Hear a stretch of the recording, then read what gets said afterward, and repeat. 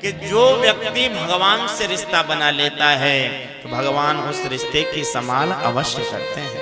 हम चाहे कितना भी भगवान से दूर हो जाएं, कितना भी भगवान को भूल जाएं, लेकिन हमने यदि गोविंद से रिश्ता बनाया है तो भगवान फिर उस रिश्ते की संभाल हमेशा करते हैं। आज प्रहलाद जी की हर जगह, हर पल, हर क्षण भगवान ही रक्षा कर रहे हैं। होलिका अग्नि के रूप में आकर के जब चिता में बैठी अग्नि जलाई गई, तब भी महाराज भगवान का नाम प्रहलाद जी लेने लगे। होलिका को वरदान था कि एक ऐसी चादर मिली थी कि अग्नि उसे जला नहीं सकती थी, ओढ़कर बैठ जाए तो, लेकिन भगवान के नाम का ऐसा प्रभाव हुआ कि जैसे प्रहलाद को गोद में लेकर के बैठी होलिका अग्नि लगाई गई, एक हवा का झोंका आया और होलिका की चदरिया उड़कर भक्त प्रहलाद के शरीर से लिपट गई और होलिका जलकर राख हो गई और प्रहलाद जी सुरक्षित हो गए। अंत में तो महाराज स्वयं भगवान नरसिंह को प्रकट होना पड़ा और हिरण्यकश्यप का उद्धार किया। भगवान को बड़ा क्रोध आ रहा था, किसी से क्रोध शांत नहीं हुआ, तब अंत में प्रहलाद ने ही भगवान की बड़ी सुंदर वंदना गाई।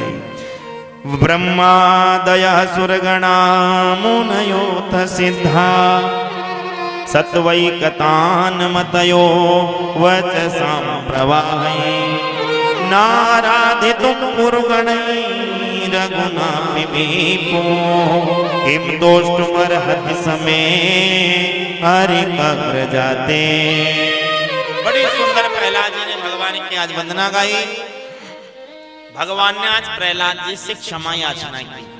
भगवान ने प्रहलाद जी से क्षमा मांगी, बेटा मेरे कारण, मेरा नाम लेने के कारण तुझे इतने कष्टों का सामना करना पड़ा, मैं आपसे क्षमा मांगता हूँ, मुझे क्षमा कर दो।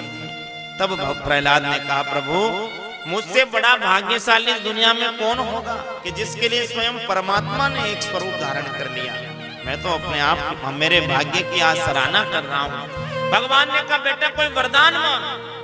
प्रहलाद ने कहा, प्रभु यदि देना चाहते हो तो यही वरदान दे दो कि मेरे मन में कभी मांगने की कामना ही प्रकट नहीं हो, मैं आपसे कभी संसार की कोई वस्तु नहीं मांगू, और यदि आपसे मांगू भी तो केवल आपको ही मांगू, बस ऐसी कृपा कर दो।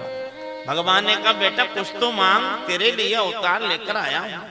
तब फिर प्रहलाद ने कहा, प्रभु यदि आप ज्यादा आग्रह कर रहे हैं तो केवल इतनी कृपा कर दो कि मेरे पिता ने पूरे जीवन पाप कर्म किए हैं, मेरे पिता की सदगति हो जाए। भगवान ने कहा, बेटा तेरे जैसा बालक जिस कुल में उत्पन्न हो जाता है, उस बालक के कुल की 21 पीढ़ियां तर जाती हैं। भजन करने वाला, भगवान की भक्ति करने वाला बालक जिस कुल में जन्म ले लेता है, 21 पीढ़ी कैसे तरती है? 7 पीढ़ी तो पितृवंश की, 7 पीढ़ी मातृवंश की और 7 पीढ़ी पत्नी वंश की उस व्यक्ति की तर जाती है जो भगवान के भजन में लगा हुआ है, भगवान के सत्संग में लगा हुआ है।